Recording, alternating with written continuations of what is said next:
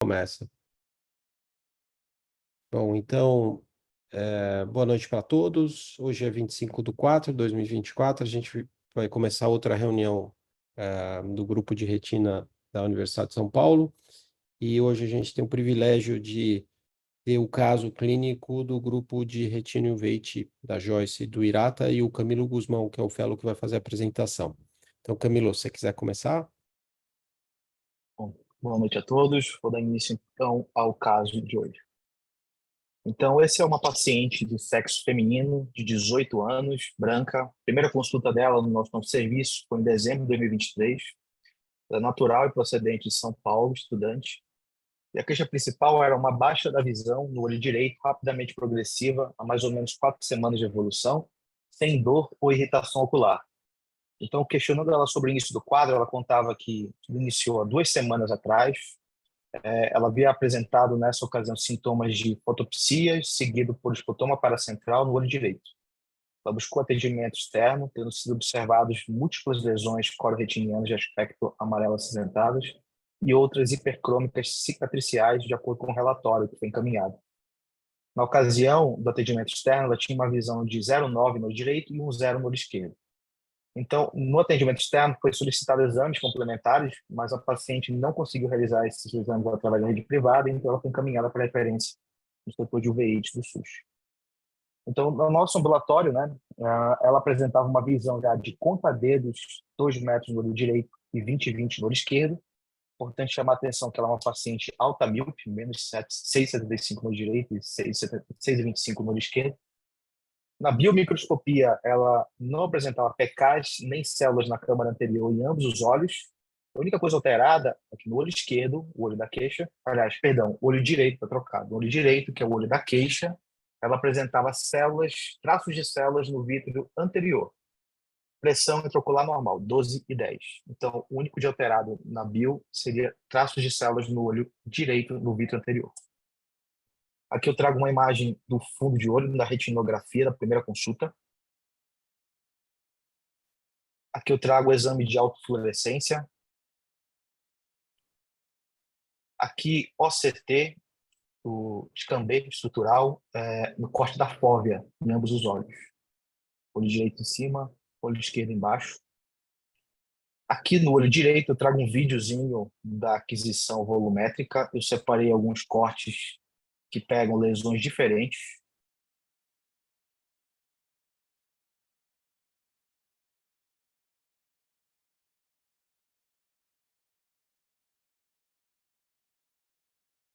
Aqui eu trouxe algumas lesões, 2 cortes, né? Uma pegando as lesões pigmentadas e outro corte pegando as lesões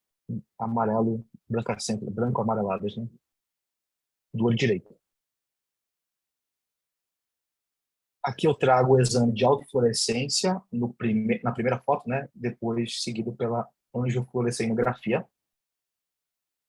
Polo posterior e periferia, e aqui na última seria a tardia de 15 minutos.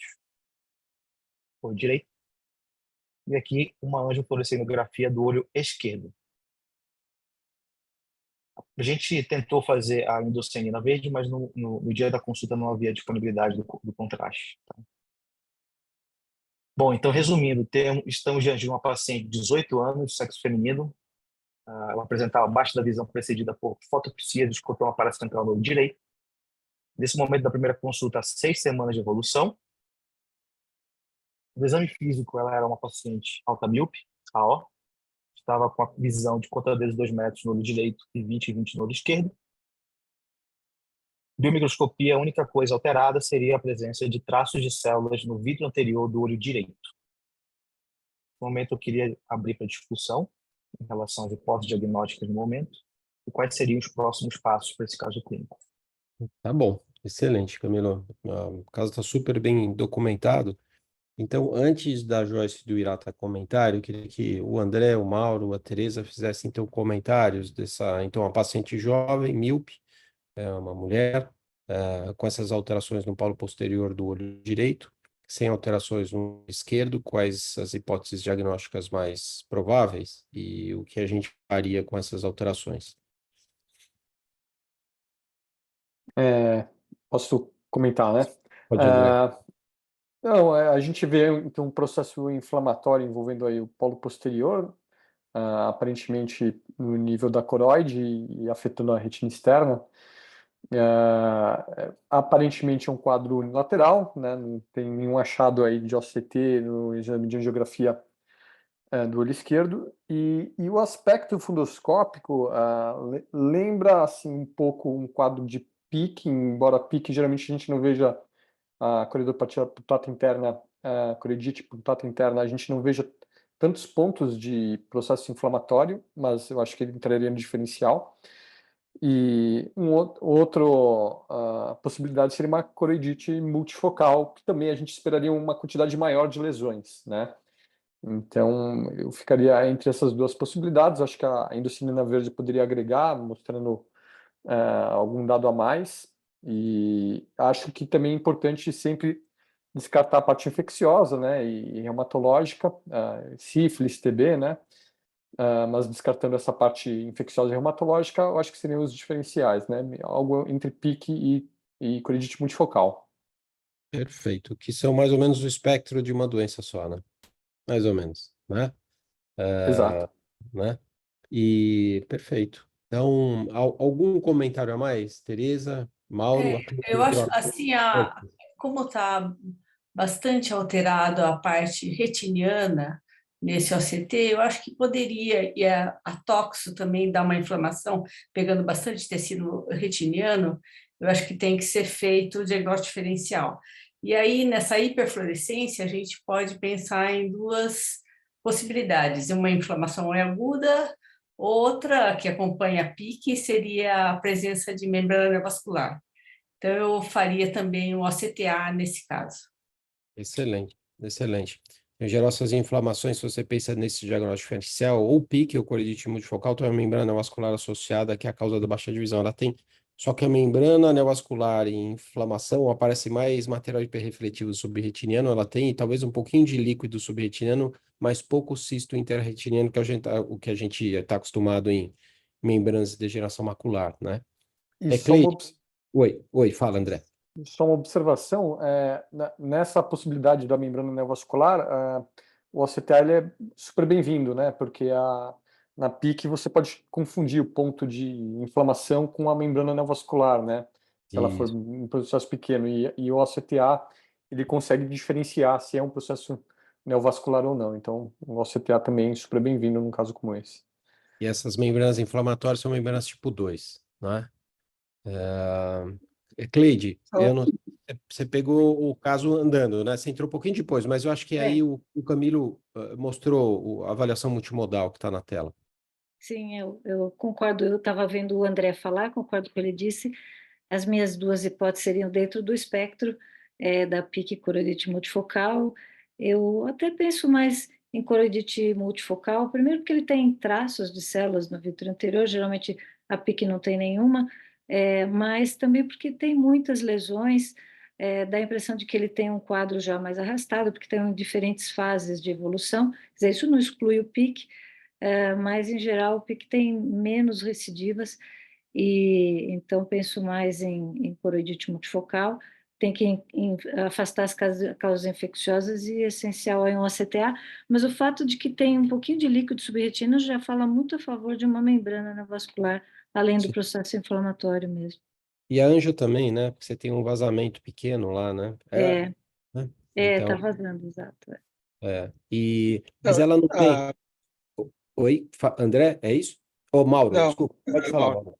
aqui a anjo sugere bastante membrana vascular, esse aspecto aí central, até meio como se estivesse já evoluindo um pouco tal.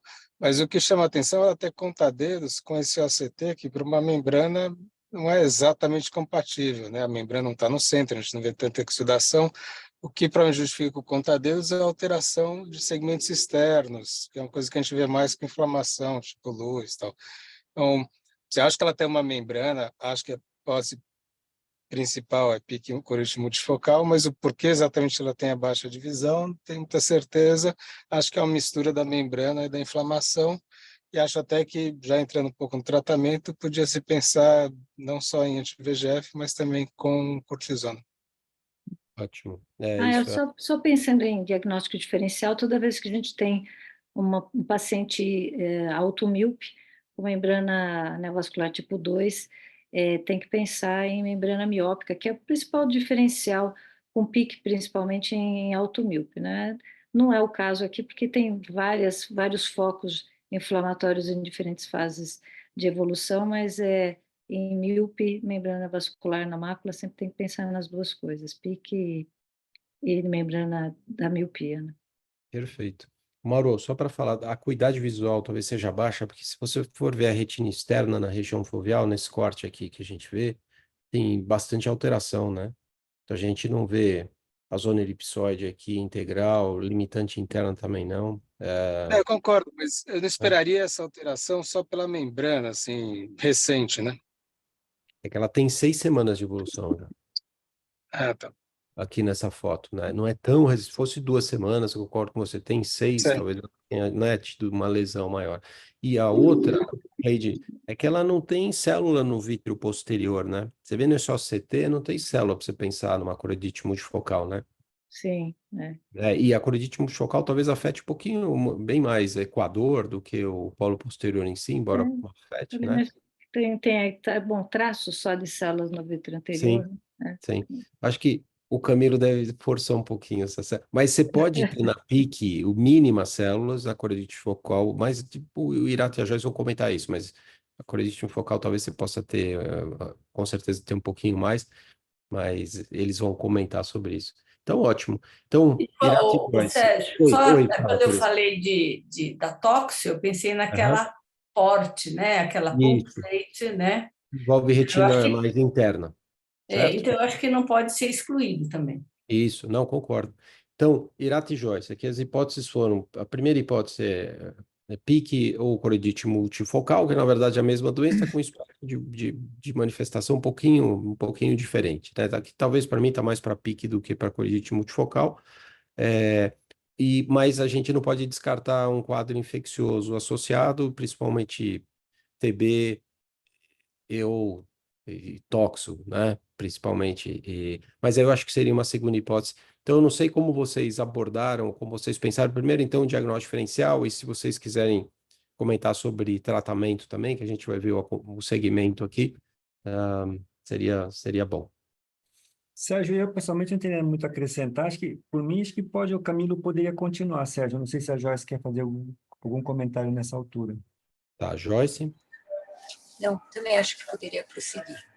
Tá, então tá ótimo, as hipóteses são essas, tratamento a gente pode tratar com antiangiogênico primariamente, se a gente fizer um OCTA e confirmar a membrana, que foi solicitado aqui um OCTA, para a gente ver o aspecto de uma membrana, que é a membrana tipo 2, confirmando a membrana que deve ser confirmado aqui, a gente pode tratar com antiangiogênico, eventualmente, antigamente, antes do antiangiogênico, antes de 2007, 2006, a gente tratava com corticoide, né, e tinha resultado bom.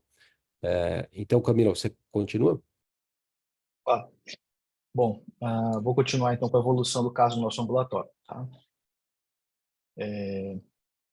Então, como o diagnóstico diferencial no nosso ambulatório, inicialmente a gente caracteriza essa paciente com diagnóstico anatômico de uma choroidite multifocal unilateral, envolvendo apenas o olho direito.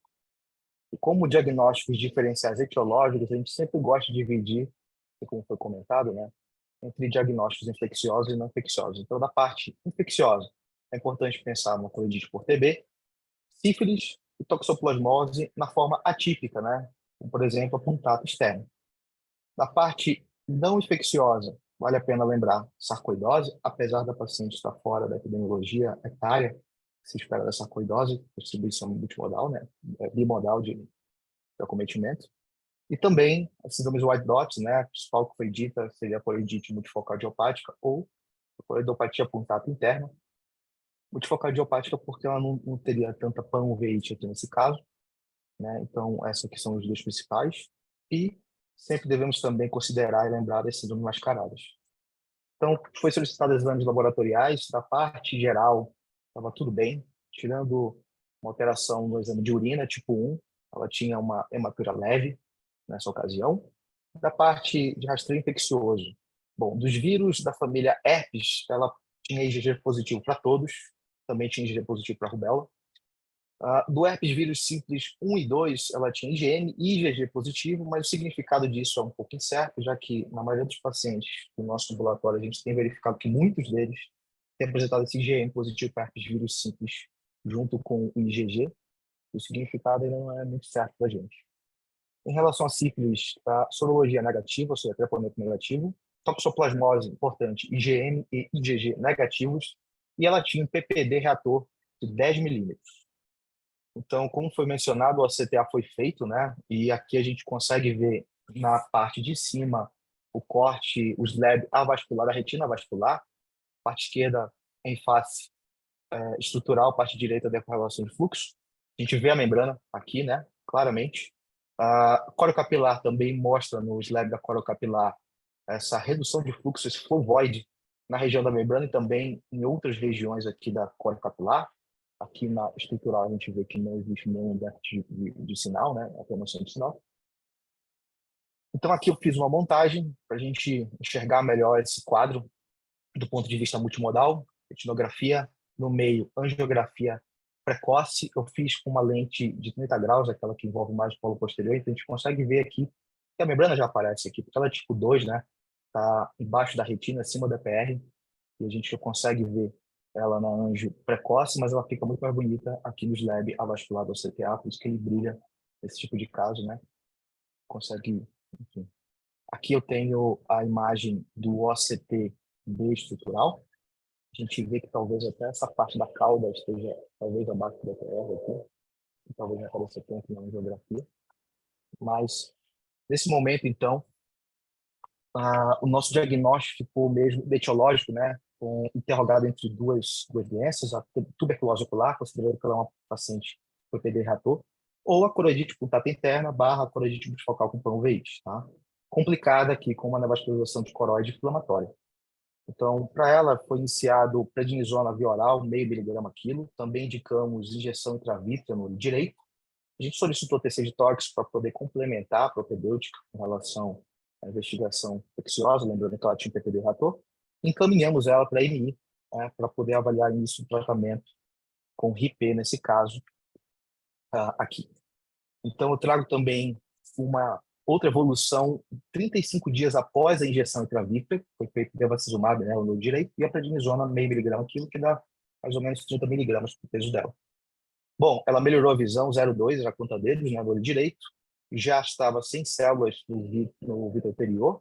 Aqui a gente vê 2 retinografias, a evolução das lesões, que agora assumem um aspecto mais atrófico, inclusive na região foveal já tendo essa hiperplasia aqui do APR, essa pigmentação. Aqui eu trago a grande angular para a gente ver que realmente parece que a doença ela comete mais a região das arcadas, né, ou posterior, na periferia não há lesões. Olho esquerdo sem lesões. E por último, agora eu trago uma comparação do follow-up do OCTA, lab da retina vascular, vendo que após essa injeção, 1 mês após, 5 dias após o início do tratamento, ela respondeu com uma redução importante do fluxo da membrana, uma diminuição da altura da lesão, né, da lesão interreflectante, mas ainda persiste com um pouco de fluxo aqui no slab avascular da direita, que é o atual, como a gente pode ver. Esse é o fim do caso. Os próximos slides são uma revisãozinha da literatura que eu preparei. Então vamos fazer algumas perguntas aqui para o Irata e para a Joyce. Primeiro é como você valoriza num quadro que não é típico de TB um PPD de 10 milímetros? E a segunda pergunta existe sentido em diferenciar pique de coroidite multifocal ou vocês acham que são espectros de manifestações diferentes da mesma patologia? Joyce, você, quer começar ou quer que eu... Pode começar, depois eu comento o PPD. Em relação à etiologia dessa, eu acho que possivelmente esse PPD está aí de gaiato, mas não tem jeito.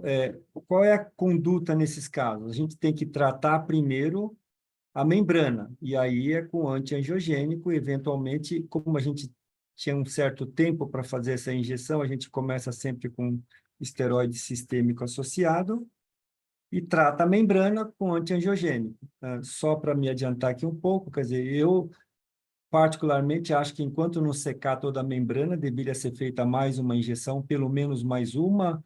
Eventualmente, a gente indica já de cara 3 injeções, mas eventualmente, se regredir tudo, depois da segunda, eventualmente até poderia não se fazer a terceira. Em relação à etiologia, primeiro, a gente não considera muito a diferença entre coroidite multifocal e panveite e a PIC. Fundamentalmente, a tendência hoje é considerar como sendo o espectro de uma mesma doença.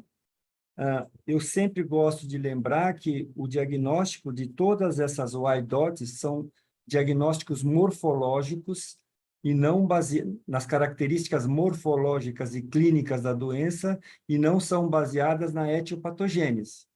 E é por isso que em todos os artigos você fala que você tem que excluir algumas doenças, das infecciosas, principalmente sífilis e tuberculose. Então, e aí vem essa paciente com esse PPD de 10 milímetros. Então, assim, embora eu considere que esse PPD possa não ter importância na etiopatogênese da doença, a minha ideia pessoal é fazer o tratamento. Por quê? Qual é o passo seguinte?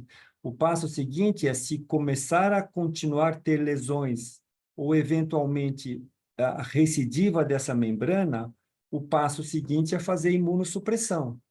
E aí, se for um caso que a gente não consegue descartar a tuberculose, ainda que a gente considere que talvez eles não tenham importância etiopatogênica, a gente não tem outro caminho. Então, por isso que a minha tendência pessoal, ainda que eu considere que esse PPD possa não ter importância na etiopatogênese da doença, seria realizar o tratamento específico por 6 meses. Aí, nesses casos, eu acho que 6 meses está de bom tamanho. Acho que era isso, Sérgio. Perfeito, perfeito, Iratá. Joyce? Só complementando então essa parte do PPD, então o diagnóstico de tuberculose ocular é um diagnóstico bem presuntivo, né? E nesse quadro que, como acho que todos, né, a característica relembra muito PIC, né, epidemiologia, faixa etária, míope. Agora, o quadro de coroidite, não dá para nós descartarmos tuberculose. Ela tem um PPD que se caracteriza como uma tuberculose latente, né? Então, embora a gente ache que não seja o principal diagnóstico, acho que eu indicaria também o tratamento, acho que ela deve ser tratada com esquema de tratamento, né, com as 4 drogas, por um período de 6 meses. E assim, na evolução, se ela apresentar piora, manteria o tratamento e acrescentaria imunossupressão. Depois de 2, 3 meses, em vez de ela não apresentar mais nenhuma reativação, nenhuma recidiva, e tudo bem, mas ela apresentando reativação na vigência do tratamento, acho que não aguardaria o término para iniciar uma imunossupressão. Perfeito. Então, assim, basicamente, essas membranas inflamatórias aqui, pelo que a gente tira do que o Irata e a Joyce comentaram, a gente trata com associação de antiangiogênico e, inicialmente, corticoide, anti-inflamatório sistêmico. Se a paciente não apresentar recidiva da membrana vascular, você não precisa eventualmente fazer outras injeções, se a membrana não tiver recidiva, e você vai retirando o corticoide. Se tiver algum gatilho de uma outra doença, que no caso aí pode ser a TB, ou se ela TB é uma PPD elevado, você trata concomitantemente. Se ela recidivar a membrana na vascular e você tiver que fazer anti-VEGF de novo, como é uma doença autoimune, é interessante para você não continuar as recidivas de membranas neovasculares, você fazer imunossupressão sistêmica. E a droga de escolha, não sei se eu estou errado aqui, é Metrexate, certo? 10 miligramas por semana, eventualmente mais simples de usar. E qual imunossupressão que você usaria, Irata? Como regra geral, em adultos, a gente prefere azatioprina ou micofenolato. Não tem nenhum estudo que compare adequadamente os três. Em princípio, a gente usaria um citotóxico ou antimetabólico. E os três que a gente tem é o metotrexato, a azatioprina e o micofenolato. Como eu falei, não existe nenhum estudo que compare bem essas três drogas. De uma maneira geral, em crianças, em pacientes mais idosos, a gente faz o metotrexato. Quando é adulto, já a gente tende a usar azatioprina ou micofenolato. A gente acaba preferindo azatioprina porque a Secretaria da Saúde fornece. O micofenolato é uma droga bem mais cara, sai mais de R$ 1.500, R$ 2.000 custo por mês. Então, por isso que a gente acaba dando. Mas, assim, como esse quadro é um quadro leve, assim, unilateral, talvez eu acho que a gente pudesse, e muita gente acha que não tem muita diferença entre um e outro, e sim, é muito mais simples você usar o metotrexato. Eu acho que sim. Se ela apresentar uma recidiva da membrana, ou mesmo que não apresente a recidiva da membrana, mas se ela tiver progressão dessas lesões de coroidite, e isso a gente vê bem pela retinografia e a autofluorescência, esses dois exames definem bem, porque às vezes é difícil você pegar na fase aguda, se não pegar na região macular e não tiver uma membrana, mas de vez em quando você fazendo uma autofluorescência e uma retinografia simples, você vai vendo que está tendo progressão dessas lesões. Então, nesses casos, sim, a gente indicaria uma imunossupressão, quer dizer, se a membrana ficar dependente do uso das injeções, ou se começar a aparecer muitas outras lesões dessas coroidites, a gente indicaria imunossupressão. Só uma coisa que o Camilo falou, eu já tinha conversado com ele isso, mas eu não prestei atenção quando ele apresentou para a gente. O termo coroidite multifocal e panuveíte é como se chama isso, e não tem uma panuveíte mesmo, mas é a descrição inicial de Nozick Dorsch, que começou a chamar de coroidite multifocal e panuveíte, tá? Então, tendo ou não tendo uma panuveíte, se chama assim, porque a descrição inicial deste quadro foi feita dessa forma, tá? Perfeito. Acho que era isso, Sérgio. Perfeito, excelente. Joyce, algum outro comentário? A gente pode fazer a revisão? Você quer Só um comentar? comentário bem rápido da dose Uhum. que você comentou. O metotrexato, o comprimido tem 2,5 miligramas, e a gente usa até 25 miligramas semanal. Né? 10 miligramas acho que é muito pouco. Tá. Só isso. Tá? A gente pode começar numa dose mais baixa, aumentando na medida que você percebe que talvez você não tenha recidiva. Mas então você começa com uma dose maior, 10 é pouco. Começar com 15 ou 20, é isso? Começa com 10, mas a gente aumenta até 20 miligramas por semana. E ácido fólico, né? E ácido fólico. Perfeito. Sérgio, muito rápido. Eu começaria com 20 miligramas, mas assim, você não dá a dose de 20 miligramas na primeira semana, porque senão dá muito distúrbio gastrointestinal. Então, você começa com 10, aumenta 2,5 por semana, só para efeito prático. Para Tá? 20, né? 10, se fosse para fazer, eu já faria 20 e como dose que a gente daria inicialmente para essa paciente. Ótimo, excelente. Se alguém tiver algum comentário, é só abrir o microfone e perguntar para a Joyce Pirata, ou fazer aqui pelo chat. Enquanto isso, o Camilo pode seguir, então, e fazer a revisão? Perfeito. Vou seguir, então, com uma revisão. Preparei uma revisão breve com relação à coroidite multifocal com panveite e a PIC. Então, a coroidite multifocal panveite e a coroidite punctata interna fazem parte de um grupo de doenças conhecidas como síndrome dos pontos brancos. Esse grupo abrange doenças de natureza imunomediada e incidência rara, cuja principal manifestação é o aparecimento de múltiplas lesões hipocrômicas de localização profunda ao nível da PR e coroide interna. Especificamente, a coroidite multifocal e a PIC são duas doenças com características clínicas e epidemiológicas bastante semelhantes. Existem alguns detalhes que foram descritos na literatura para diferenciar, sendo que a tendência atual é considerar como dois espectros de uma mesma doença. Em geral, essas doenças têm uma preferência por mulheres jovens e míopes.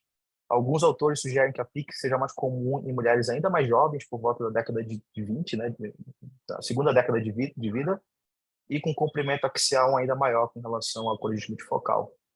Seja como for, ambas geralmente apresentam-se de forma bilateral, podendo ser assimétrica, e tem um curso recorrente, podendo apresentar múltiplas recidivas.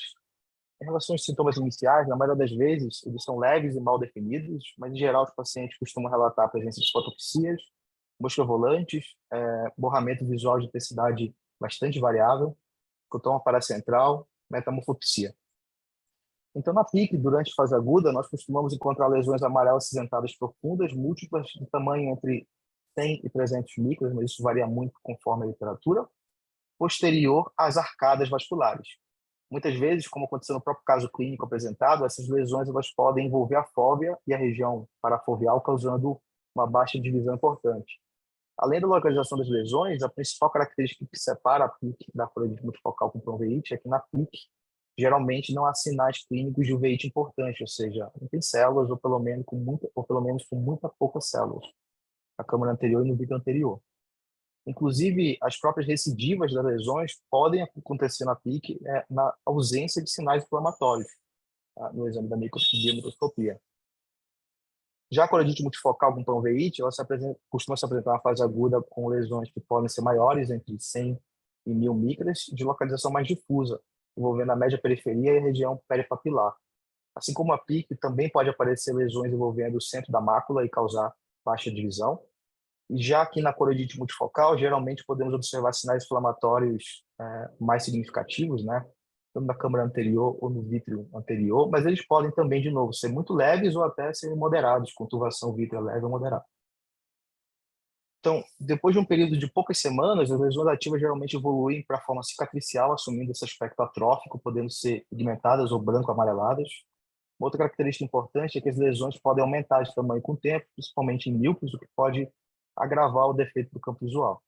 Muitas vezes os pacientes se apresentam para avaliação já nessa fase crônica recorrente, então a gente consegue ver lesões ativas e lesões cicatriciais no mesmo exame, né? No mesmo momento. Então, assim como o diagnóstico, o exame multimodal ele é muito importante para o segmento desses pacientes.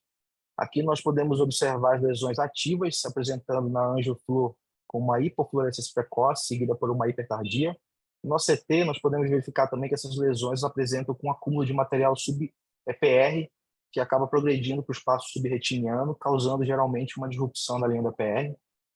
Já nas fases cicatriciais aqui do meio, existe uma regressão desse material hiporreflectante, mas com uma persistência, em geral, do defeito da camada de blue, EPR corocapilar.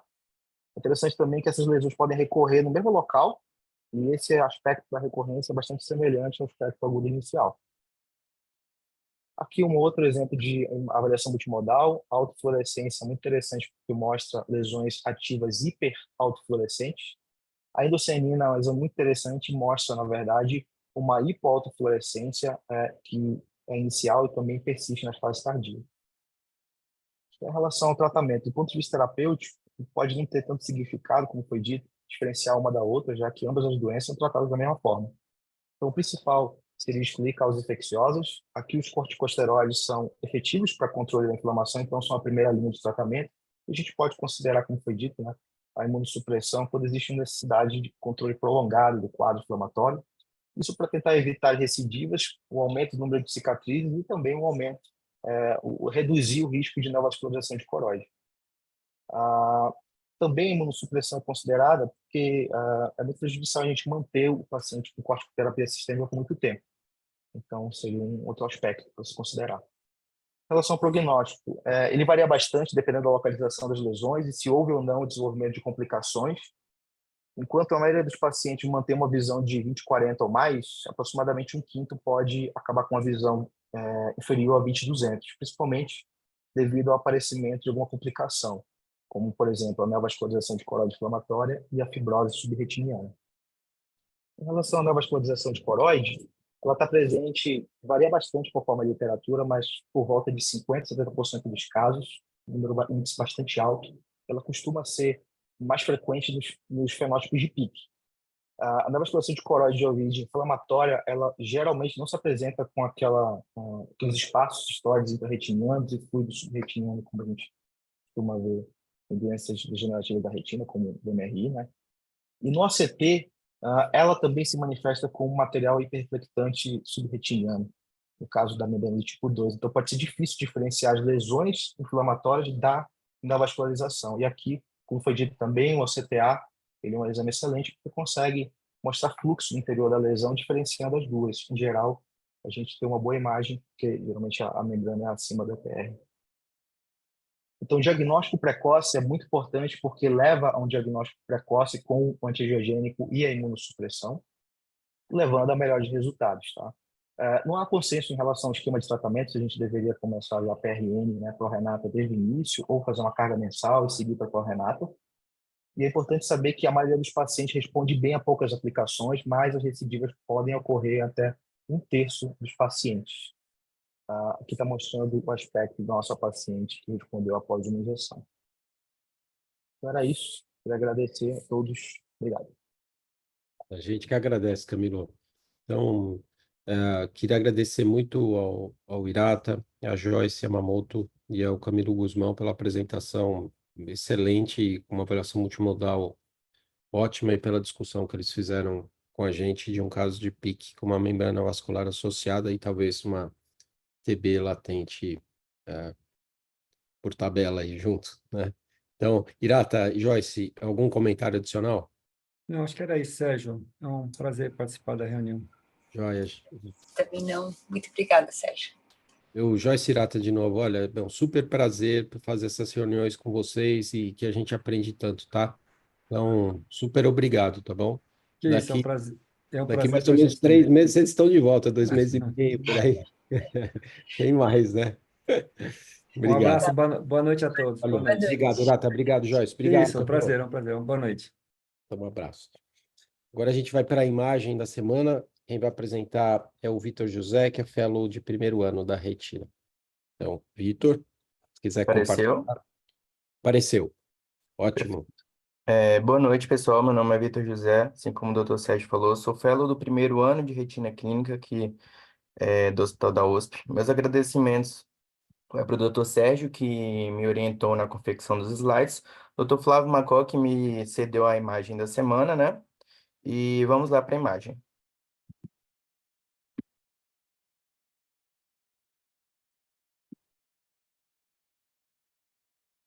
A imagem da semana é essa retinografia. Queria abrir para discussão. Tá bom. Então, é uma retinografia. Você tem os dados do paciente? Para a gente talvez restringir um pouco mais, ou deixa em aberto, depois você Depois isso, fala. depois tem os Depois você dados. fala. Tá. Então, Cleide, Mauro, Tereza, André, ou alguém aqui que queira compartilhar no chat, ou algum fellow que queira também comentar, Lívia. Qual que é o diagnóstico diferencial para uma lesão escura envolvendo a mácula de um paciente aqui? Primeira coisa é uma membrana não vascular, uma hemorragia. Tá. Ela não é avermelhada, ela é mais preta. Eu acho que talvez é isso, Vitor? Essa imagem Isso, é ela é mais mais vermelha ou mais preta, não é preta, avermelhada, né? isso. Ela não é Tá. sangue? Não. Não parece sangue aqui. Ah, tá. Tá, mas é um diagnóstico diferencial, concordo totalmente, Cleide. Então pode ser uma hemorragia, tá? Mas é uma imagem. Alguém falou? Melanocitoma. Melanostoma parece mais no nervo, né? Perto do nervo, mas Mas você pode ter fora do nervo. tá, Pode ser então que ele é melanostoma, um amartoma benigno, né, do epitélio pigmentar. bardoma simples. Simples, é do benigno, simples. E poderia ser também um amartoma combinado, DPR, retina Mas aí o neurofiscal. combinado tem que ter um componente branco junto, que é a glia, né? Isso, mas para um amartoma simples, eu vou te falar, viu, Cleide, tá muito grande, viu? E Muito aí grande, teria que ser mais mas preto. Aqui mas está muito perfeito. vermelho. Tá dentro do diagnóstico diferencial. Aí tinge um pouquinho de vermelho, mas é preta essa lesão. Então, olha, a gente tem amartoma combinado mesmo, tem amartoma simples, tem melanostoma, que mais? Tem outros diagnósticos diferenciais ainda. Se alguém lembrar aí, Não parece ser o caso, mas hiperplasia de GPR também entraria no diferencial. certo? Que é mais no Equador, né? Exato. É congênita, né? Do EPR, é difícil ter envolvimento macular, mas poderia entrar. Um nevus, pode ser? Pouco, né? Mas tudo bem, mas entra, né? Doutor Uma... Sérgio, Oi, Lívia, pode ei, boa falar. noite. Boa O noite, Lívia. diagnóstico também seria uma neovascularização epirretiniana, que Ótimo. aparece em pacientes com Mactel. Então, uma membrana neovascular associada, ou até uma membrana epirretiniana, associada com uma patologia de retina que poderia ser o Mactel tipo 2, é isso? Isso. Perfeito. Uma neovascularização epirretiniana mesmo. Isso, perfeito. Que é descrito, né? Uhum. Ótimo. Algum processo, se é escuro isso, a gente vai já que é preto, talvez uma infecção, talvez uma cicatriz de tóxico, não parece cicatriz, né? Mas alguma coisa desse tipo, uma distrofia, eventualmente, também a gente pode pensar, mas o aspecto não é parecido, né? Mas, então, eu acho que, Vitor, eu acho que foi falado de tudo aqui, certo? Perfeito, professor. Vou dar Vamos ver se você seguimento, tem então, algum ao dado a caso. mais. Ótimo. Não. Então, o exame multimodal da paciente é a retinografia do olho esquerdo, o OCT macular do olho direito e o OCT macular do olho esquerdo. Diante de todos esses exames, mulher, 69 anos, acuidade visual conta dedos no olho direito e o olho esquerdo, acuidade visual de 20/100. Queria abrir de novo para discussão. O senhor acha que já pode fazer a revisão, Não, professor? eu acho que a gente pode discutir aqui. Então, de todos esses diagnósticos diferenciais que foram apresentados, vocês ficam com o quê depois da avaliação multimodal? Cleide? O olho esquerdo sugere Maria Tereza Mactel. Mactel. Como a Maria Tereza é autora de papers de Mactel, é bom a gente ir atrás dela, né, Cleide? É isso. Então, não, Mactel é muito sugestivo para o olho esquerdo. Ô, Tereza, você já viu a apresentação de Mactel assim, como no olho direito? Olha, eu tenho uma paciente que tem bastante pigmento, mas em geral ela fica como uma asa de borboleta, um grumo grande temporal e um nasal. Aí no olho direito está complicado com certeza com uma membrana neovascular. Então vocês não vê só o pigmento, você vê já a complicação de membrana neovascular, por isso que está atípico. Mas o do olho esquerdo é bem compatível, principalmente o OCT, né? O OCT é Tá. bem... Vou perguntar para você, a Lívia falou de Mactel com a membrana neovascular. Lívia, você está vendo essa membrana hiperrefletiva em cima? Não parece ser uma membrana neovascular, parece ser uma membrana epirretiniana, tá certo? Certo. É porque teve já uma descrição de neovascularização nessas Sim. membranas na superfície Eu acho mesmo. que até você apresentou uma imagem com isso, não foi? Foi a outra Lívia, na época. Ah, Acho foi que da foi outra, então. então tá. Mas eu sei que você tava junto, foi Sim, uns 3 anos, eu acho. isso. Mas, Aham. tá, isso. Mas aqui então tem o Mactel, que a gente vê então quadros um pouquinho diferentes nos dois olhos, certo? E no Uhum. direito a gente poderia ter tido uma membrana vascular com uma proliferação para cima da retina, ou mais comumente com essa imagem aqui, bem linear e hiperrefletiva, uma membrana epirretiniana associada, mais pigmentada, deve ter migração de células do EPR para a superfície da retina e pigmentado a membrana, né? Ah, é incomum isso. Então, esse caso, o Vitor acompanhou com o Flavinho, com o Flávio Macorde, e a gente tem até a cirurgia da remoção dessa lesão. Então, por isso que o caso é bem, bem bacana. Mauro, Mauro e André, algum comentário outro aqui? Adicional? Não, não. Não. Tá. Então, você quer continuar? Perfeito, professor. Vou dar continuidade ao caso. Como foi discutido, as principais hipóteses diagnósticas, né, a cicatriz de retinocoridite macular, o amartoma simples e combinado de retina macular, nevo, e melanoma de coroide, a distrofia de Sjögren, como a distrofia macular também, e o Mactel tipo 2. Vou falar brevemente sobre cada um das diagnósticos diferencial até chegar no Mactel tipo 2. A cicatriz de retinocoridite por toxoplasmose congênita é causada normalmente por protozoário Toxoplasma gondii. No Brasil, é responsável por 50% das uveites, principalmente uveite posterior. Caracteristicamente, ela tem uma retinocoridite necrosante, focal, unilateral, granulomatosa e exudativa. E essas alterações pigmentares associadas a áreas de atrofia na região macular dão o aspecto de roda de carroça, como mostrado na figura ao lado. O amartoma simples de retina também foi comentado nas principais hipóteses diagnósticas. Normalmente um tumor benigno, raro, tem essa pigmentação mais escura, né? A lesão é bem definida e envolve todas as camadas da retina. O amartoma combinado de retina também é um tumor congênito raro. Como a doutora Cleide falou, é uma proliferação de tecido glial, vascular e EPR, né? Geralmente, normalmente é unilateral e pode estar em diversos lugares, como na mácula, peripapilar ou na periferia da retina. O nevo de coroide também é um possível diagnóstico diferencial, ainda mais se ficar em polo posterior. É o tumor intraocular mais frequente, acomete 5% da população adulta, é um tumor benigno, originado dos melanócitos. Para a gente diferenciar com melanoma de coroide, a gente usa essa frase, to find small ocular melanoma, use helpful hints daily, que são características do melanoma que fala mais a favor de ser diagnosticado melanoma, como espessura maior que 2 milímetros, fluido subretiniano, sintomas como flashes, moscas volantes, pigmento laranja, próximo ao disco, aquele vazio ultrassonográfico, ausência de halo e ausência de drusas. A distrofia de Sorsby é uma distrofia macular é muito rara, associada ao TIMP3, autossômica dominante. Normalmente causa edema, hemorragias, exudados e alterações pigmentares, como mostrado nessa foto. Esse aí está um caso mais avançado de distrofia de Sorsby.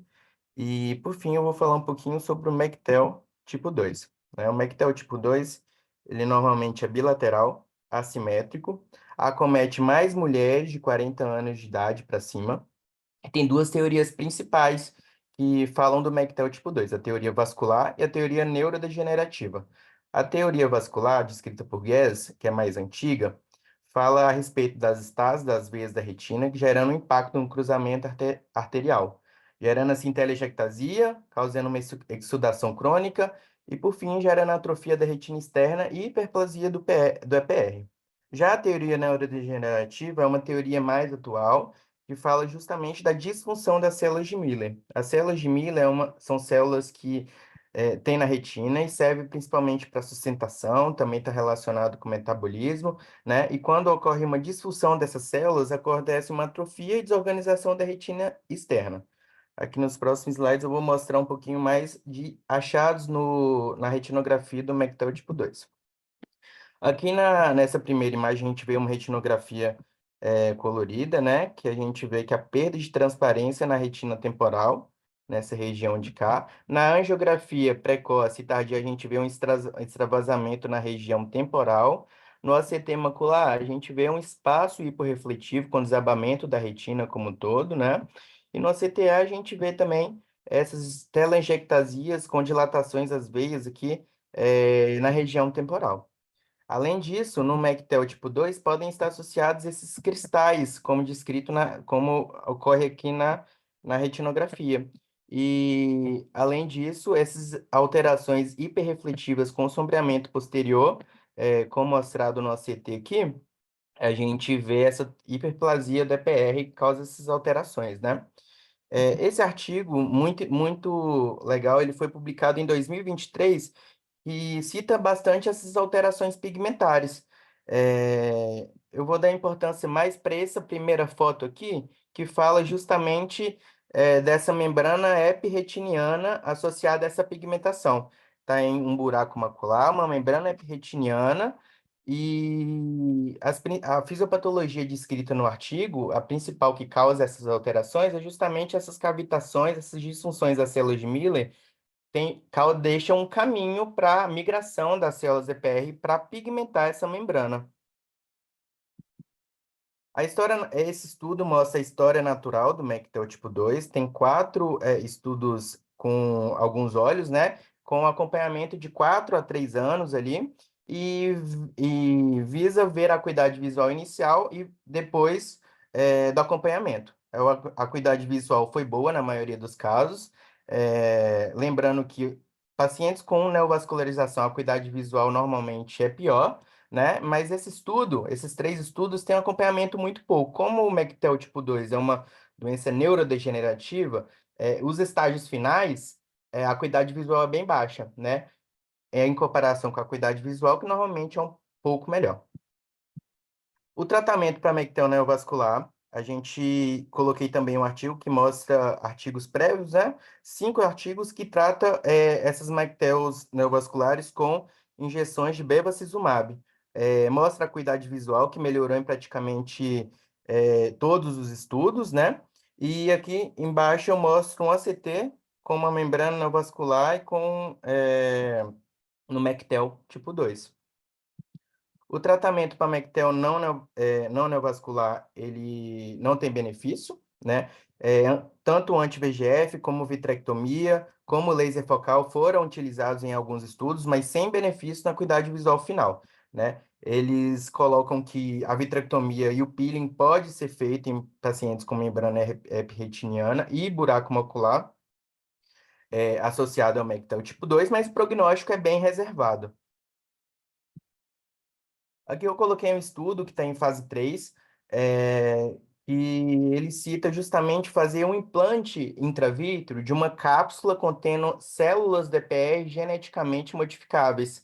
E essas células DPR, elas liberam um fator neurotrófico ciliar, que ajuda ali na oxigenação, nos nutrientes, da retina e evita a progressão do mectel tipo 2. Então, os estudos na fase 1 e fase 2 mostraram benefícios, mas é preciso acompanhar mais tempo, está entrando em fase 3 agora para a gente avaliar se realmente é viável essa medicação nova. Aqui eu coloquei a cirurgia que o Dr. Flávio fez da paciente que foi comentada. Aqui a gente vê o peeling, ele não foi corado, porque a membrana epiteliana já está corada.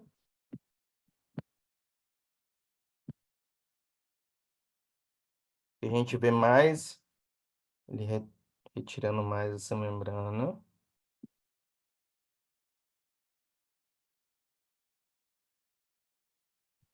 E no final a gente vê ele retirando toda essa membrana epiteliana.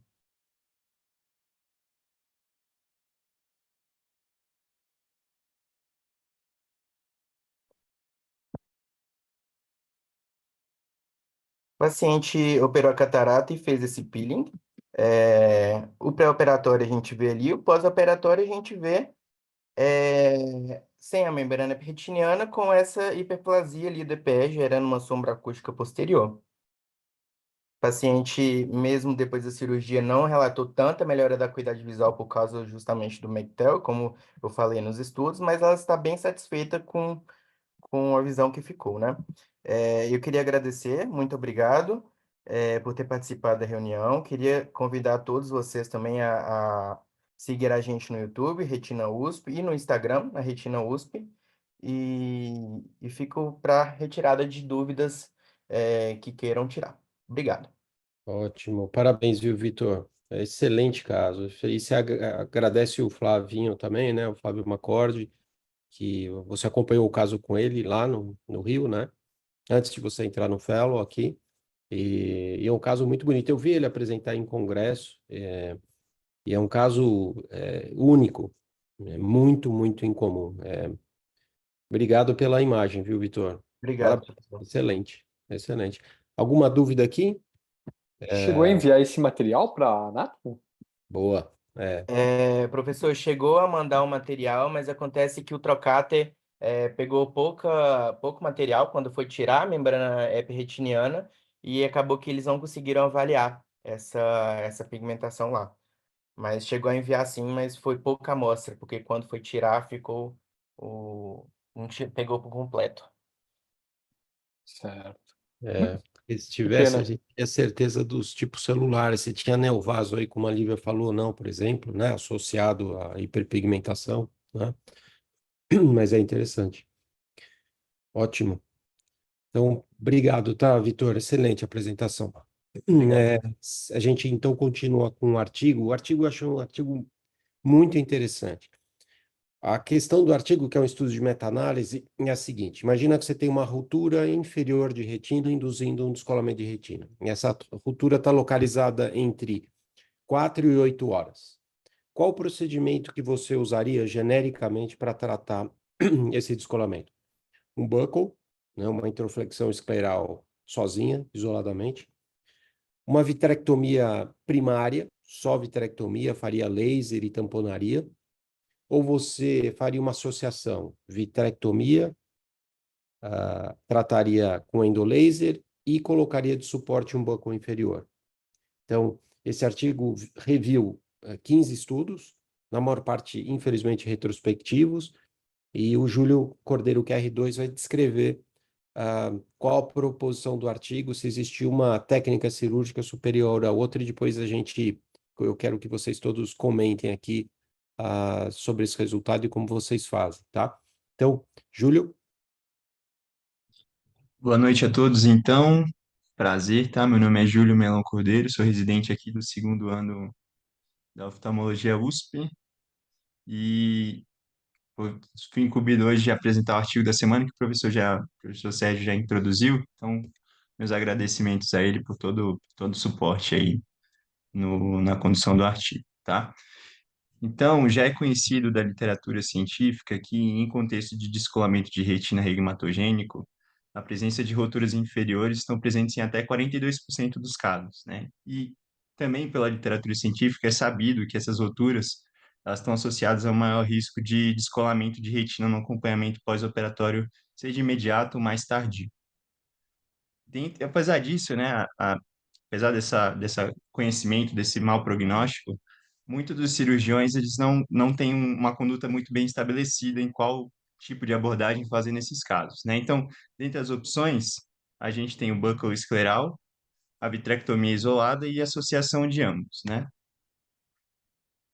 O buccal escleral, de uma forma isolada, ele vem se provando eficiente, assim, semelhante a taxas de sucesso de vitrectomias isoladas para contexto de descolamento de retina regmatogênico, mas ele exige que tenha ausência de PVE e tenha ausência também de opacidade de meio.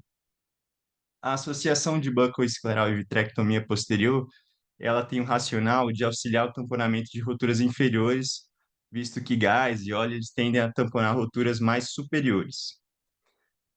No entanto, o implante de buccal escleral ele traz desvantagens ao ato cirúrgico, né? Então, aumento de tempo cirúrgico, indução de ametropias, diplopia, risco de perfuração, sangramentos subretinianos e risco de infecção são descritos na literatura também.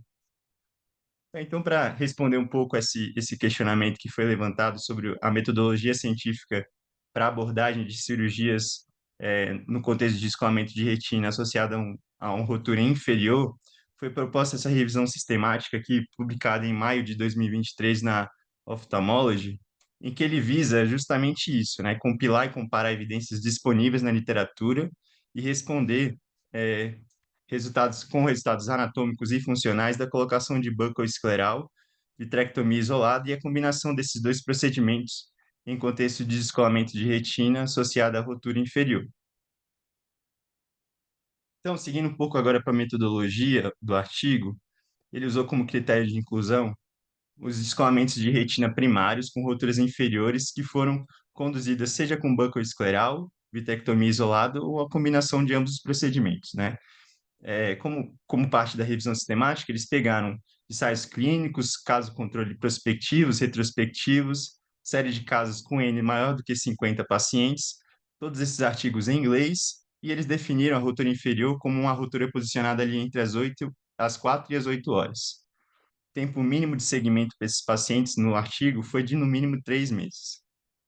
Os critérios de exclusão eles excluíram do artigo, então, o manejo com outras modalidades cirúrgicas, seja ela retinopexia pneumática ou outras modalidades que os pesquisadores elencaram para excluir, roturas em outros lugares, sem evidência de rotura inferior, assim como roturas gigantes, diálise, buraco macular, causas não regmatogênicas e abordagem a redescolamentos de retina, todos esses foram excluídos do artigo.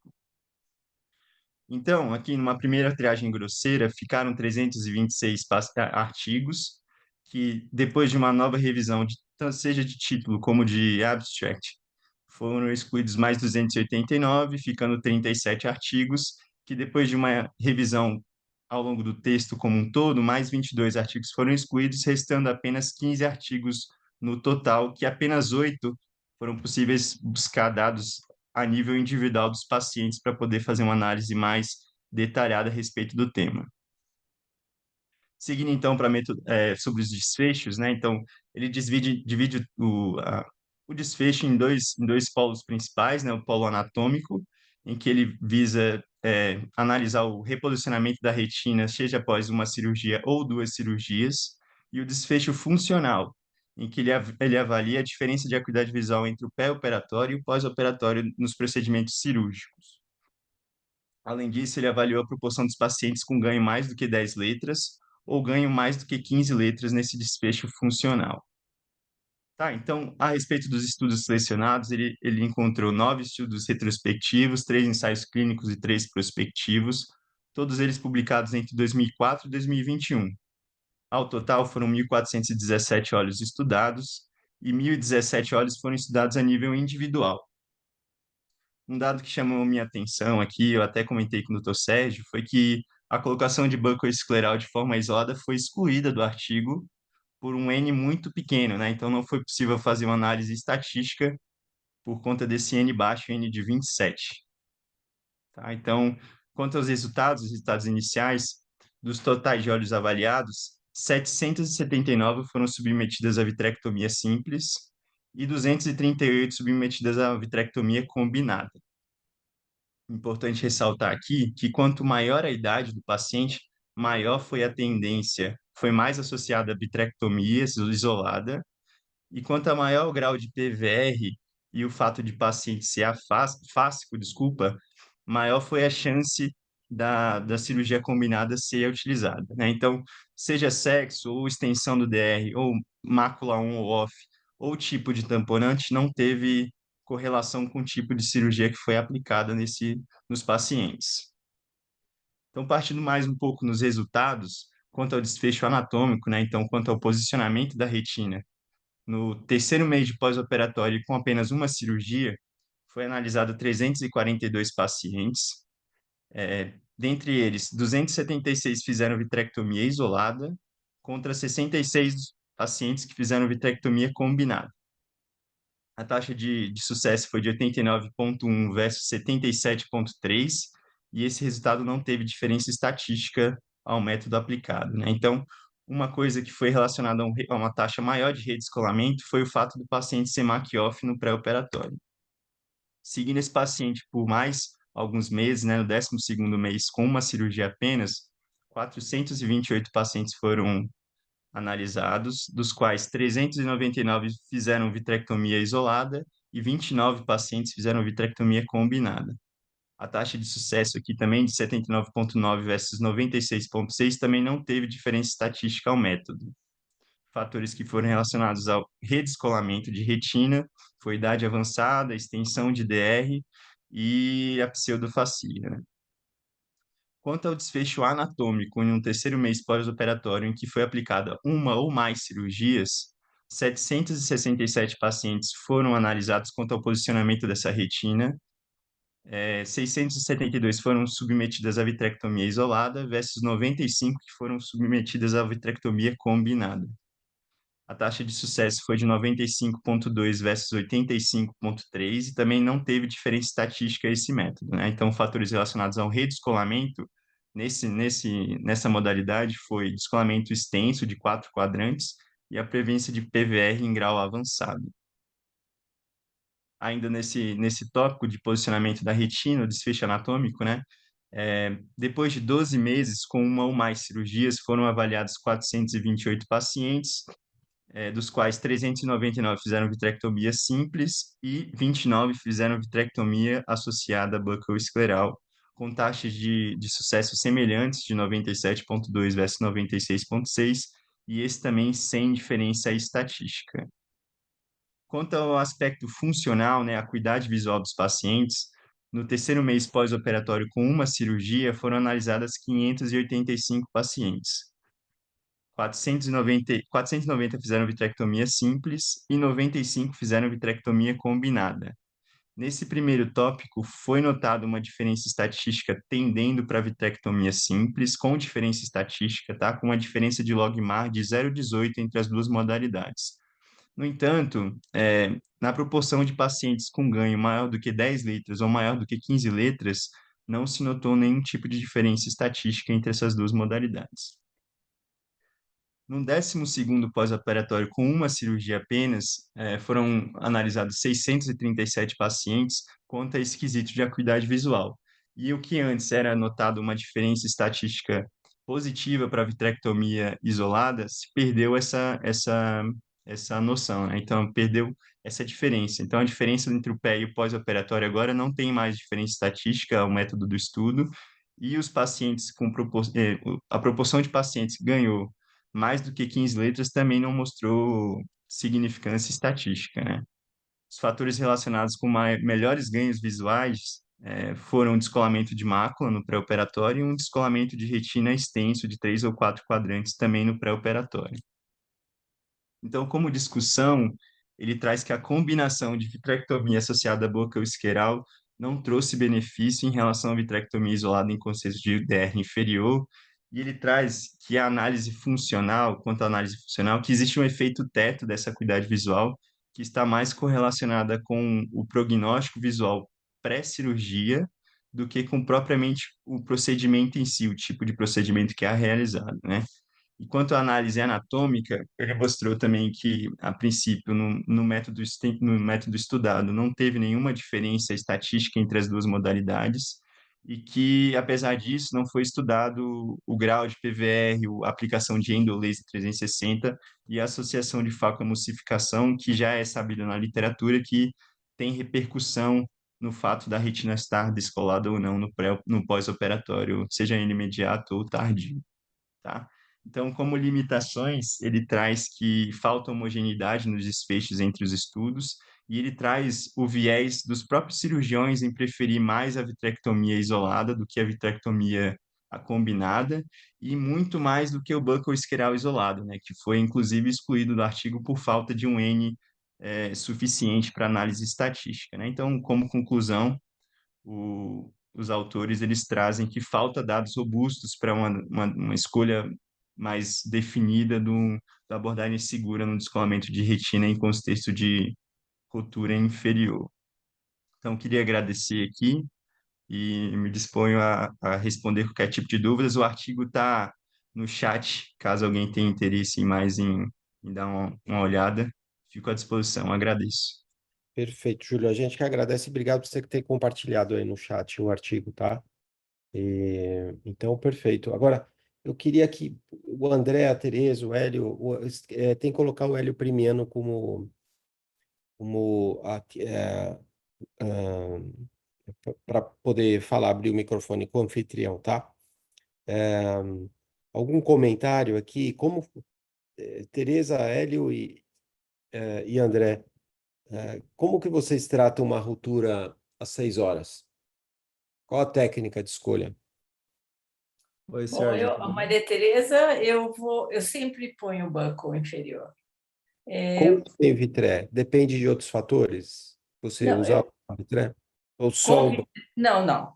Depende da cirurgia, né? Se eu tiver indicação de vitrectomia, eu vou pôr o buccal com a vitrectomia. Por exemplo, se tiver uma hemorragia vítrea.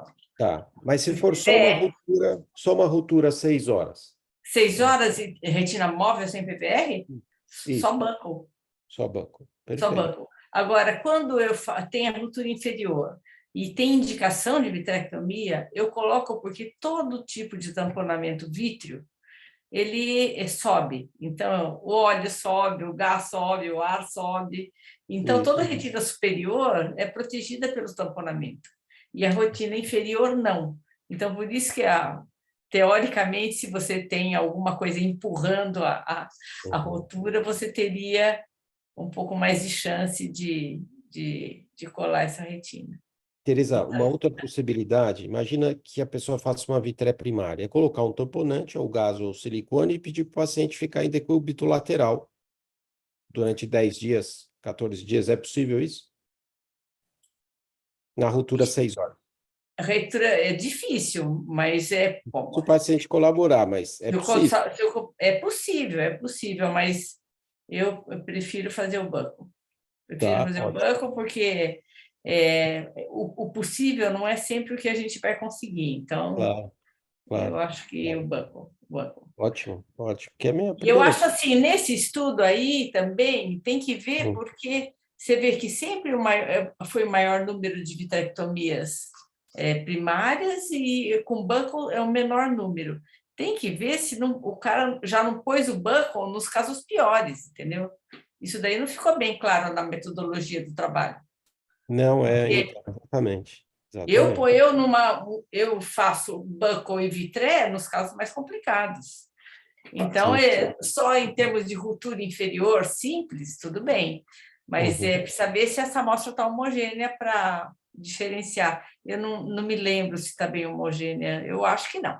Não, não tá, não tá. Não, né? Então, isso é uma questão. Você pode ter colocado o buckle só em casos mais difíceis e Mais por isso que não dá complicados, uma né? diferença. É isso, tá, perfeito. O Hélio Primiano ainda não está como anfitrião para ele poder dar dar a opinião dele aqui, se puder colocar. Tereza, é interessante porque eu vi aqui, tem dois aspectos interessantes. Um aqui é, no artigo, quando você revisa o que foi feito cientificamente, você vai ver que o banco escleral só foi feito em 2%, como o Júlio falou, de todos esses 1.400 casos, certo? E associado só em 26%. Você fez vitré primária em estudos com ruptura inferior em 72%. É interessante, né? Buckle é exceção. Para nós é a regra, para eles é exceção.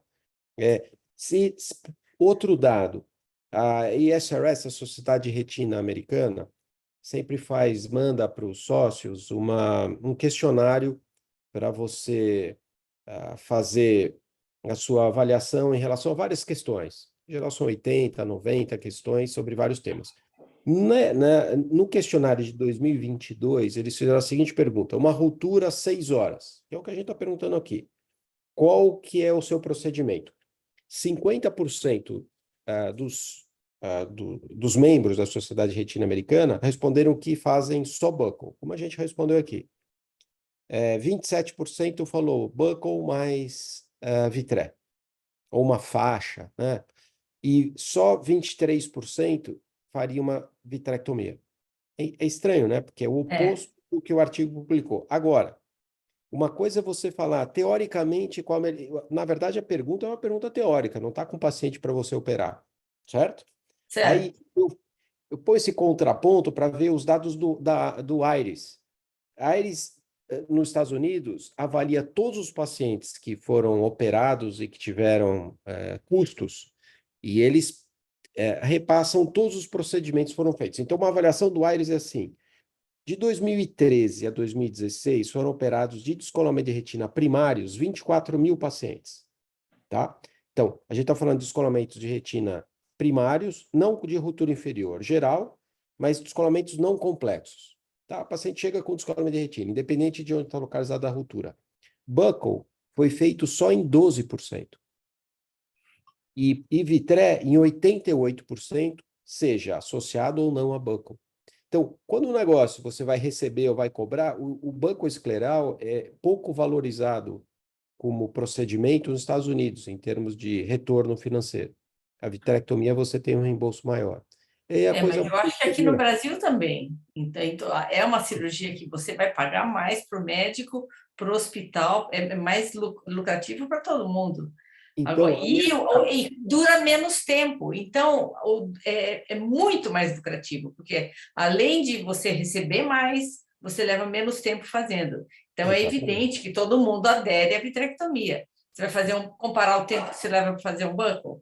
Agora, por exemplo, por exemplo, quando um paciente tem uma mácula on, a minha tendência é muito grande de fazer um buckle. Porque todo mundo sabe que a hora que a gente vai descolar o vítreo posterior, você descola a mácula. Né? Então, tem umas coisas assim que, apesar de dar mais trabalho, o ideal é você fazer o buckle, não tem jeito. Então, eu acho que... Só para quem não opera ter uma noção de tempo, uma vitré primária, se você entra só para fazer a vitré, para tratar uma ruptura, você faz em uns 40 minutos. Se você faz rápida a cirurgia, 40, 45 no máximo. Se você faz uma introflexão só um buckle, você vai gastar aí 1h15. Você vai gastar uma meia hora a mais para dar a sutura, fechar a conjuntiva, fechar teno e deixar mais ou menos, fazer o crio. Se você faz combinado, faz as duas, você vai gastar pelo menos 1h30, quase 2 horas para fazer o procedimento. Só para vocês terem uma noção de tempo e de complexidade você associar isso. Então, é mais fácil você fazer uma via primária, tá? Mas não sei se ele cola todos os casos, né? Se tem essa eficácia, como o artigo mostrou aqui, né? Mas isso é interessante, é um dado do artigo que fala, olha, do que foi publicado, não tem diferença de você colocar um buckle para proteger embaixo, dá para fazer uma vitreia primária. Interessante. Hélio, comentários aí. Não, acho que é isso aí. Acho que esse artigo mostra muito. Quando você faz uma meta-análise, né, você vai muito além do que é o ensino, né? Você envolve a parte financeira da valorização do procedimento, né, que é o buckle é menos valorizado, né? Você vê que é uma revista de renome divulgando uma meta-análise que quase tenta ou joga para baixo o explante escleral, né? Você faz uma análise, um médico em formação, quando faz uma análise dessa, acaba podendo excluir. A presença da ametropia, quando você faz o buckle, também como resultado, às vezes, por alguns autores, eles têm optado por fazer a vitreia primária, né? Quando há opção, existem alguns casos, não na rotura inferior, mas em outros casos, quando você pode fazer introflexão ou o buckle, eles têm optado pela vitrectomia, mas a gente tem que pensar que a introflexão ela é um adjuvante, né? Ela é algo que é mais uma mão para você colar a retina, né? Eu acho que existe um viés muito grande nesse estudo para a gente poder quase matar o buckle, né? Quase não teve cirurgia de buckle, né? Então, acho que precisava envolver mais escolas formadoras de opinião e justificar um pouco melhor. Eu acho que envolveu muito a parte financeira e acabou gerando um viés muito grande isso. Excelente, é isso. Então vai muito do cirurgião. Eu acho que o treinamento, hoje tem se feito muito mais vitrectomia primária para tratar descolamento do que introflexão. Eu acho que para vocês que estão começando, que estão ouvindo aqui, todo cirurgião de retina tem que saber fazer muito bem as duas coisas. Tem que saber fazer muito bem vitrectomia primária para tratar descolamento, óbvio, mas tem que fazer introflexão também muito bem. E daí você pode escolher qual que é a melhor forma de operar para cada paciente. Porque cada paciente tem uma particularidade de apresentação de descolamento e que convém melhor uma técnica ou outra ou uma associação. Se você tiver ruptura só superior em pacientes pseudofásticos, óbvio, você vai fazer vitrectomia primária, não tem. Agora, se você tiver rupturas em inferior, é mais difícil para o paciente aderir ao tamponamento se você fizer uma vitreia primária. Então, talvez você tenha que escolher melhor o caso e talvez associar um buckle ou só fazer o buckle. Você perde menos tempo e consegue colar bem a retina, como a Tereza e o Hélio falaram. Então, esse artigo acho que vem a calhar para a gente discutir um monte de detalhes sobre o que é melhor fazer, vitreia, buckle ou associação, né? Então, e o Júlio, parabéns, Júlio, você apresentou super bem aí, tá? Parabéns. Hélio e Tereza, podemos continuar? Algum comentário a mais? Não, a tristeza é só que uma revista de referência, né, que pode ser utilizada por muita gente e acho que deveria filtrar um pouquinho mais antes de publicar um estudo desse, né? Ainda mais que o colegiado que rege aí, que analisa a revista, acho que vai uma crítica para eles, né? Tá. É isso, tá bom. Ótimo. Então, agora a gente encerra a reunião com a apresentação do caso cirúrgico. A Juliana Recchia é preceptora e ela vai mostrar então o caso. Juliana? Tá sem áudio, Juliana. Boa noite. Opa, ótimo. Estão me ouvindo? Sim, tá. Boa noite, sou Juliana, sou preceptora esse ano dos residentes e fellow da retina cirúrgica. Eu vou apresentar o caso cirúrgico de hoje. Queria começar agradecendo ao professor Sérgio Pimentel pela orientação na confecção da apresentação e o Dr. Bernardo Kesselman e o Dr. Pedro Braga, que estavam junto comigo na cirurgia. Nosso caso é de uma mulher de 52 anos, que vem com uma queixa de baixa de acuidade visual no olho esquerdo há 2 meses. De antecedentes oftalmológicos, é um paciente alta míope, de cerca de -20 dioptrias esféricas. Ao exame, ela tinha uma acuidade visual de 20/125 no olho direito e era conta-dedos a 2 metros no olho esquerdo. Na fundoscopia do olho esquerdo, a gente observava um descolamento de retina localizado em polo posterior, associado a um buraco macular de 777 micra, como evidenciado aqui no ACT. Queria, então, abrir para discussão sobre a conduta cirúrgica desse caso, em especial, qual técnica que vocês utilizariam para a correção do buraco macular, se utilizariam o perfluorcarbono para a realização do peeling da limitante interna, e qual seria o tamponante de escolha para esse caso. Excelente, caso difícil, né, Juliana? Hélio, você quer comentar? Então, olha, uma paciente de 52 anos, alta míope, -20, quer dizer, um olho bastante alongado, e com descolamento no polo posterior causado pelo buraco macular. Você tem uma maculopatia miópica tracional, tem vários estágios. O último estágio é você romper a retina e formar um buraco macular. Você vai fazendo esquises, a limitante vai tracionando, a aloide vai tracionando e você abre, então, um buraco e faz um descolamento dentro do estafiloma, né? O que faz aí? Qual que é Você quer responder as 3 questões, Elio? Ou eventualmente a gente responde uma, depois a gente comenta e responde outra, como você preferir.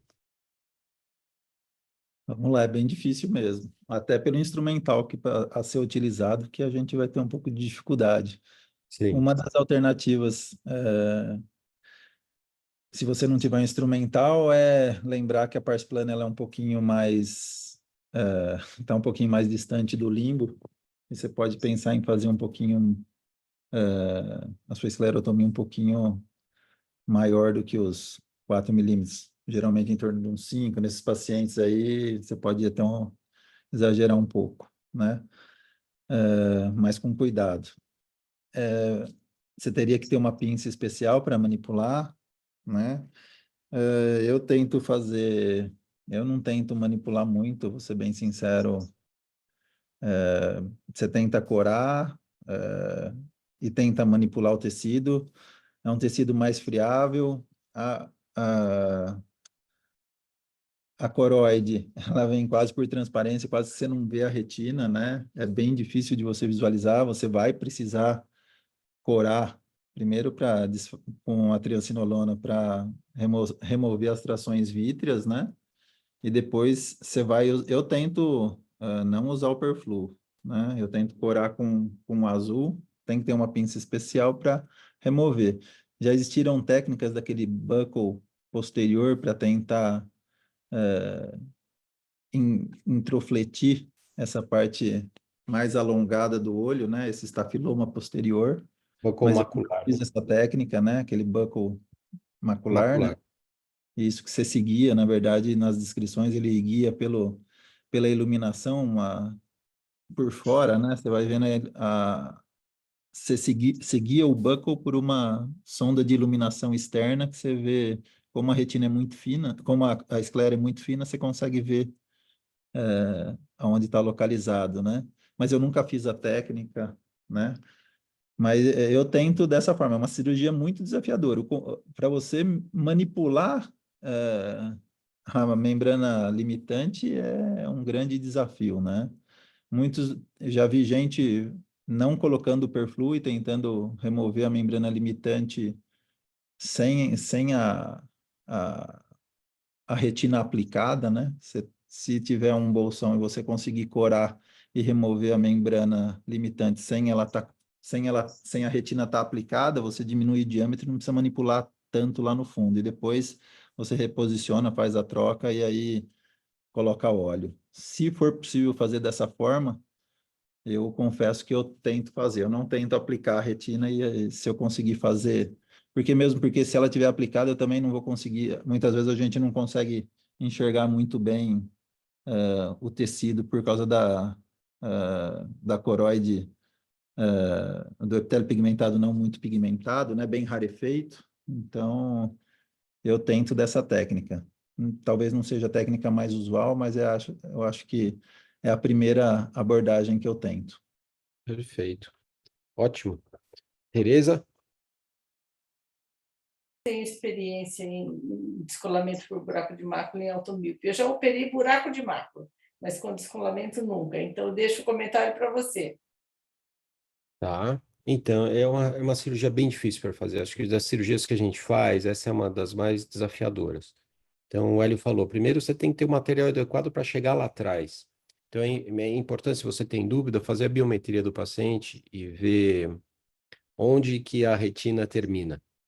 E tem pinças, tem materiais que você usa, você pode ter uma pinça de limitante interno para automíope, isso é vendido, tá? Se você não tiver o material, você pode fazer o que o Hélio falou. Então, tem trabalhos japoneses que mostram que a pars plana em altos míopes pode chegar lá atrás, ela pode terminar a 7 milímetros do limbo, às vezes a 8 milímetros do limbo. Então, se você fizer um UBM, por exemplo, você pode entrar com as suas pinças bem mais para trás. E é seguro, porque a pars plana vai lá para trás, tá? Então, o primeiro desafio é esse. Você tem que ter o material adequado e fazer a incisão numa distância adequada para você trabalhar num olho muito alongado, né?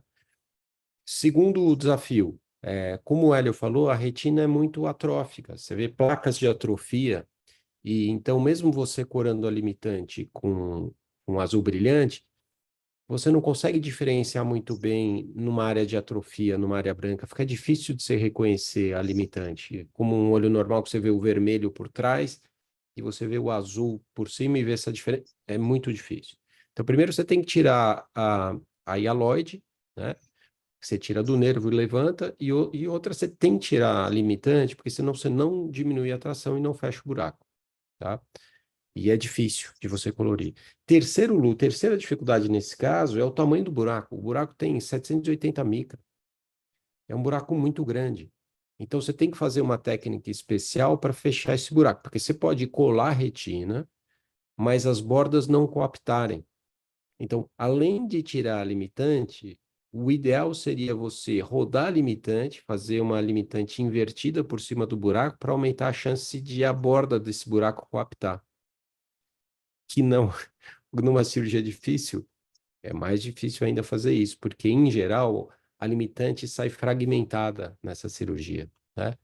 Então, tem uma série de dificuldades que dificultam e que tornam esse caso desafiador. Usar o perflu ou não. Quando eu tenho um buraco macular e tem um descolamento de retina associado ao buraco, ou no automíope ou não, eu uso o perflu porque você traciona menos a retina. Imagina, a retina está móvel, você tem que tirar a limitante, você puxando a limitante, você consegue fazer? Consegue, mas se fragmenta mais, você traciona a retina. Ainda no automíope, com uma alteração anatômica grande, eu acho que é mais difícil. Então, eu acho mais fácil você corar a limitante com azul brilhante, primeiro, e depois colocar o perflu para assentar a retina, e daí ter um contrapeso para facilitar a tua dissecção da limitante. O problema de fazer isso nesse olho, no automíope, é que você tem que ter uma pinça especial ou tem que entrar bem posterior com o teu material para conseguir dissecar isso, porque você vai levar a retina a sentar lá embaixo, né, no fundo do buraco. O tamponante, em geral, depois de você conseguir tudo, o tamponante é a escolha mais fácil. Eu prefiro usar gás, mas você pode usar silicone se tiver outras rupturas associadas. Então, talvez ter preferência por gás, você tenha uma absorção maior. Mas é um caso bastante difícil. É um caso bastante difícil. Então, Juliana, depois desses comentários todos, vamos ver o que foi feito, tá bom? Então, aqui eu trago o vídeo da cirurgia. A gente começou realizando a vitrexomia do core vítreo. Colocamos triancinolona para auxiliar na realização do DVP. E a realização do DVP foi uma etapa mais trabalhosa. A paciente ela tinha uma hialoide posterior bastante aderida na região do polo posterior. Mas a gente conseguiu descolar a hialoide a partir da região temporal, que estava um pouquinho mais levantada, e remover grande parte dela com vitreol.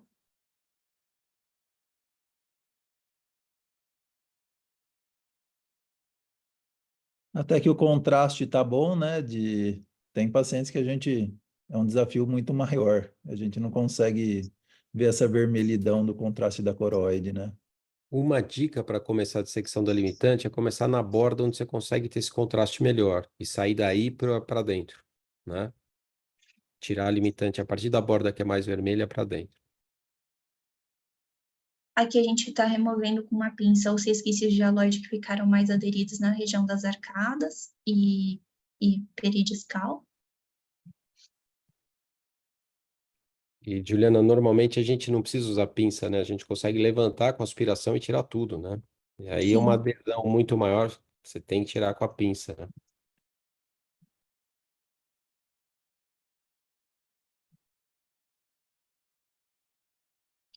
Coramos a limitante com azul brilhante. E realizamos o peeling da limitante interna com a retina descolada sem o uso do perfuro.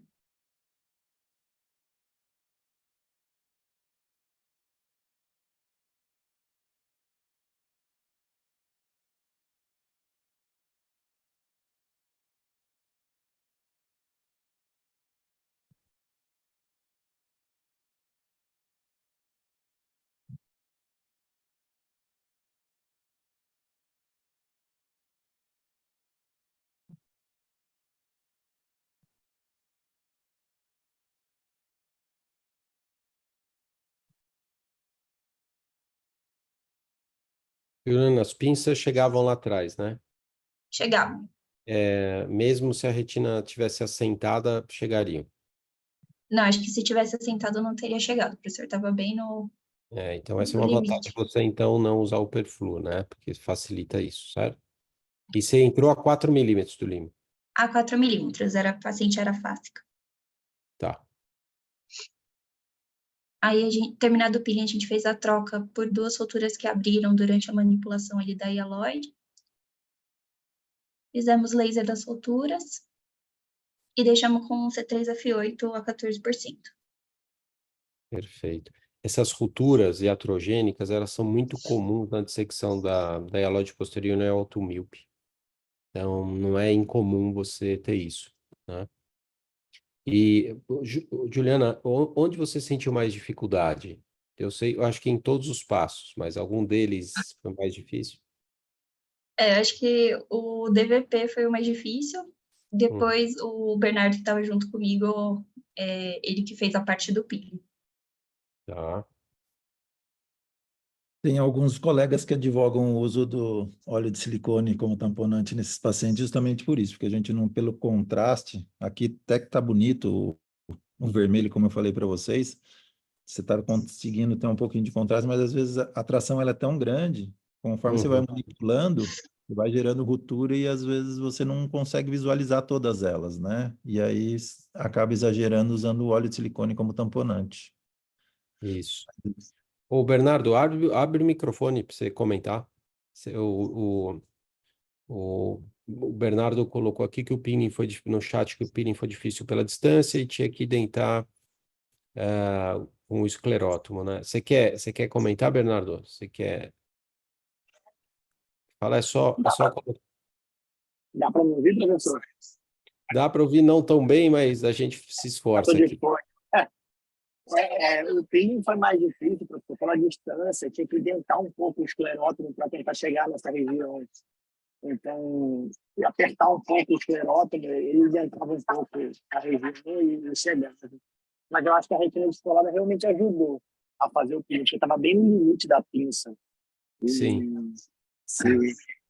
Aí foi o peeling, assim, não foi o peeling mais extenso, né, que deu para fazer, mas deu para fazer ali perto da região do buraco, e eu acho que eu tive que Tá. ajuda o restante. Tá.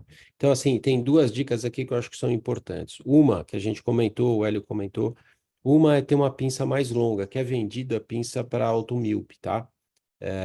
A pinça de limitante interna, tá? Eu acho que é interessante ter para uma situação como essa. A segunda é que você pode usar uma esclerotomia bem mais posterior do que 4 milímetros, tá?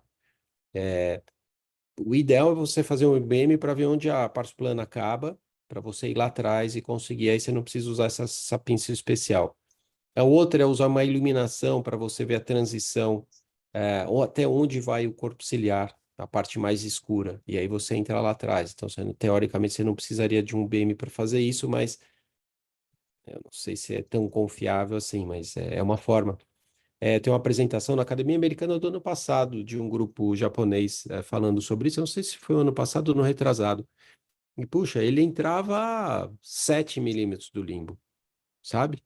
Então, tem uma diferença da parte plana nasal para temporal, de profundidade, ela não é igual no mesmo paciente, né? Em altos míopes, né?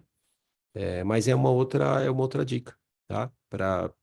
Para isso não ser um fator tão... o comprimento axial do olho não ser um fator de tanta dificuldade. Mas é isso, e parabéns pelo que vocês fizeram, excelente. Tem continuação do caso, Juliana? Pós? Tem. A paciente voltou essa semana no ambulatório, está com 2 semanas de cirurgia, está com uma visão de contar dedos a 1 metro, retina aplicada e o buraco aparentemente está fechado pelo CT. Ótimo. É que ela já deve ter uma alteração pigmentar, já deve ter as alterações antes de ela descolar, né? Ela provavelmente evoluiu com esquise, depois de esquise alterou a esquise interna, esquise externa, e daí o último ponto é onde ela tem um buraco macular. Então, o prognóstico funcional não é muito bom, mas esse descolamento do polo posterior pode chegar a descolar toda a retina e dela perder função nesse olho, né? Então, você fazer a cirurgia e colar o buraco nela, você melhora parcialmente a acuidade, mas você melhora principalmente o campo dela, né? No mínimo. E você vê que a retina está colada. Olha como o estafiloma é longo, né? Então, foi trabalhado lá atrás, o gás como tamponante foi adequado, porque as outras culturas, como ele falou, às vezes você pega a ruptura despercebida, as culturas foram tratadas com laser, então permitiu você colocar o gás, e a retina está colada, né? O buraco está fechado, mas no meio do buraco você vê que não tem retina neurosensorial, né? Como se tivesse uma fibrose que provavelmente ela já deveria ter antes de ter aberto, né? Essa é a tua impressão, Juliana? Sim. Tá. E parabéns pela cirurgia. É muito caso difícil e com sucesso anatômico, né? Sucesso funcional seria muito difícil. Um buraco macular no alto míope, com uma visão inicial de conta-dedos para você operar, é muito difícil. Hélio, comentários aqui. Excelente, né? É até bonito, eu estava curioso para saber como é que tinha sido a abordagem, mas foi excelente. Nossa, o resultado, esse paciente já tem a mácula com aquela miopia patológica, né? As alterações são bem significativas, como você já comentou. O resultado está excelente. Parabéns. É isso aí, é isso aí. Tereza, algum outro comentário? Juliana, algum comentário a mais? Parabéns. Só isso. Obrigada. Joia, Juliana, obrigado, viu? Parabéns para vocês dois aí, tá? Excelente, muito bom. Então a gente encerra a reunião com esse caso super bonito que a Juliana apresentou para a gente. Eu queria agradecer a todos que assistiram aqui a reunião, né? Um prazer para a gente que vão assistir com ela gravada no Retina USP. Eu queria agradecer, então, aqui ao grupo de Uveite, a Joyce, o Irata e ao Camilo que apresentaram o caso clínico, o Vitor José que apresentou a imagem, né, e o Flávio Macorde que operou esse paciente que ela apresentou.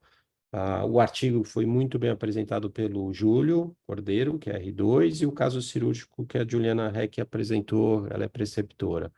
E todos que fizeram a discussão, então, a Maria Tereza Bonanome, o Hélio Primiano, o André Creus, a Cleide Machado,